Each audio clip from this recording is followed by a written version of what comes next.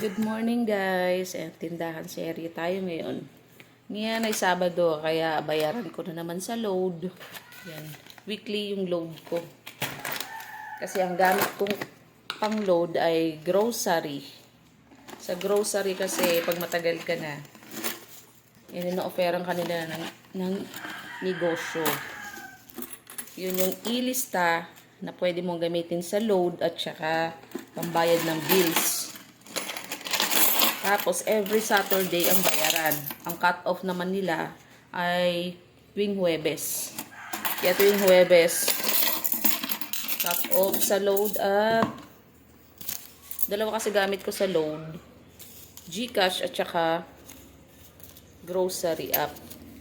Kaya lang kasi merong wala sa grocery, kaya gamit ko GCash. Kaya lang sa GCash naman, may bawas na. Ay, may charge na sila. May charge yung Smart ng 2 to 3 pesos. Tapos naman sa may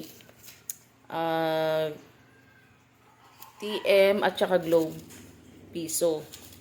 Sa dito sa grocery, wala silang charge. Pero may points ka. Yun ang kagandahan sa grocery. Yung points na naiipon mo, pwede mong gamitin.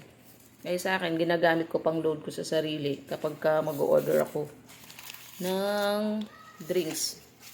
Naglo-load ako sa sarili ko ng 15 pesos, minsan 50 pag aalis. Yun, nagagamit ko yung points. Kaya ngayon, ang bayaran ko sa may grocery na load ay 4,496. Kaya magbibilang tayo ngayon ng bayarin at ay ng pambayad kasi mamaya nandyan na yung ating maniningil. Maniningil lang sa load ha. Yan.